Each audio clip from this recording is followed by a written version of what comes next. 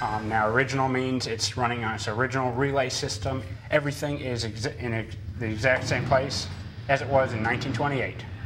This is a 1928 organ computer. It's all electro-pneumatic. For every note, there's a little electromagnet and a pneumatic for everything. On the console, you see colored stop tabs, which, when he presses one of those, changes the sound. One of these switches activates. This one in particular is for the flute set of pipes on a given manual. And this all changes depending on registration on how the organist feels, wants to set the tone for what he's playing. So this is, in effect, a 1928 computer per se. Come 1929, when sound movies came out, was kind of the end of an era for the Wurlitzer organ.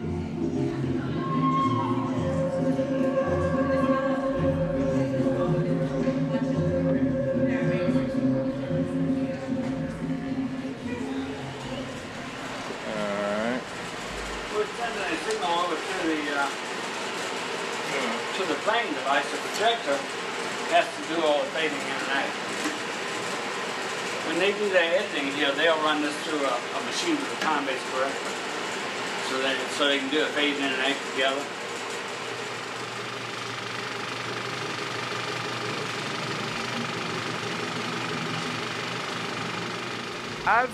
I've been here since 1986. I started as a part-time projectionist, and it sort of evolved into being the full-time projectionist and general building maintenance guy. I mean, my primary duty, I guess, is to come in and make up the films and make sure they're in good enough condition to present to our customers. Anything that's not up to the standard, and I have to request a replacement print, but for the most part they're okay. Get them together and spool them off from the shipping reels onto our house reels and make them ready, so that really anybody who comes in who knows what they're doing can pick it up, put it on the machine, and successfully get through the evening. We were lucky that didn't fall off. Oh, I'm taking this reel off, taking off the second reel of Harry Potter, and I'm going to put the second reel of Stardust on. I'll hang that and thread it.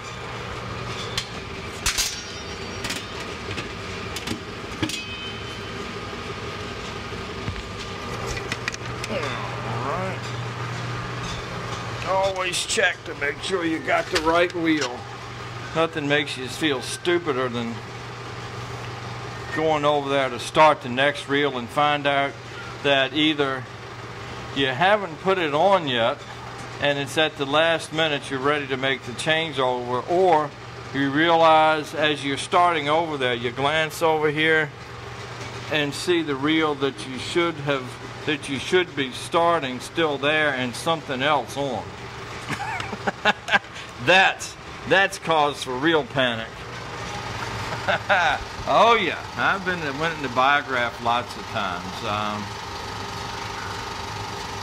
Theater, it did a lot of eclectic stuff, really strange things. I mean, if you wanted their off the wall things, that was the place to see it. It was certainly a unique place.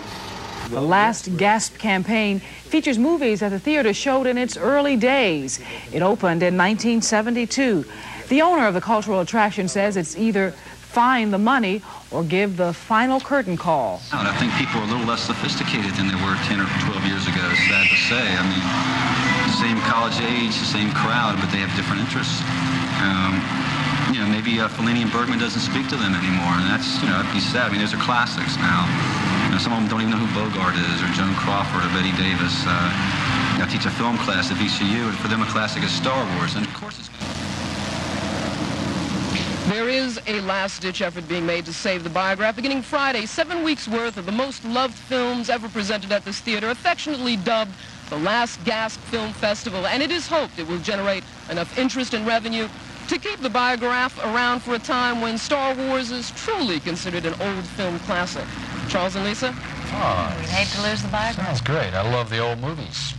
The Biograph also was kind of a cultural mecca. It was a place where things were happening, and there was just down the street was the organic restaurant, Grace Place, and it was also the time. It was the late 70s, and the 60s didn't end until, I don't think, till 77 or 78, and the Biograph seemed to be part of that.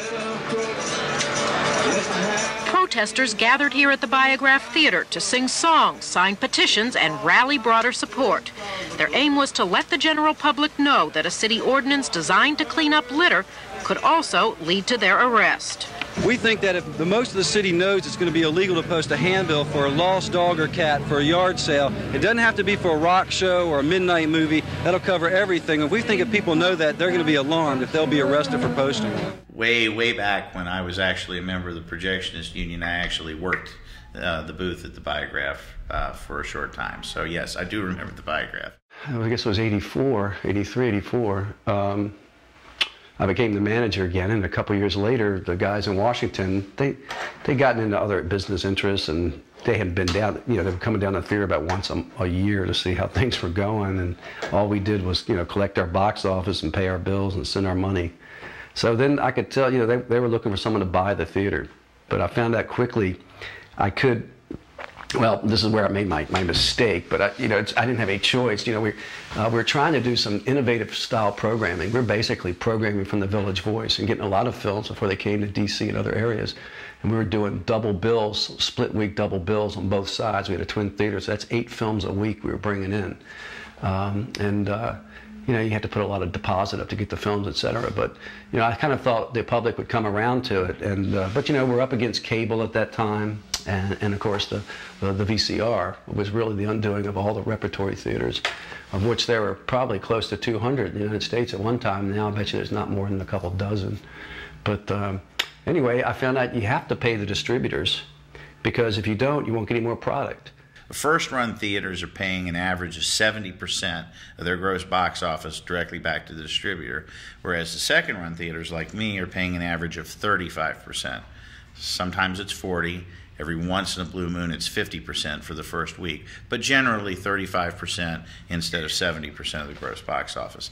That's really the cash difference between running a second-run theater and a first-run theater.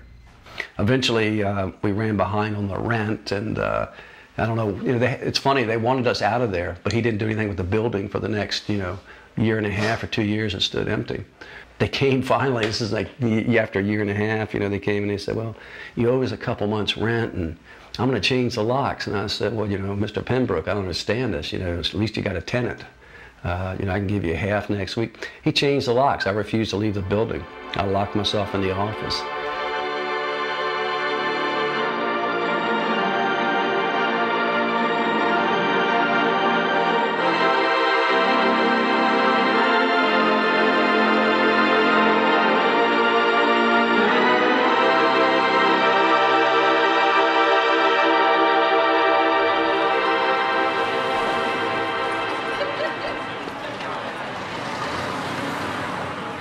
The VCU French Film Festival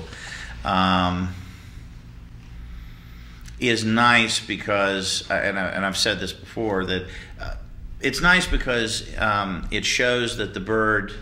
I mean, there's nothing wrong with just being an entertainment medium. That's a wonderful purpose to serve in the community. But it's not. It's nice to have events like the VCU French Film Festival because it gives us more of a cultural outreach, more of a connection to the education of the community that goes beyond that entertainment level.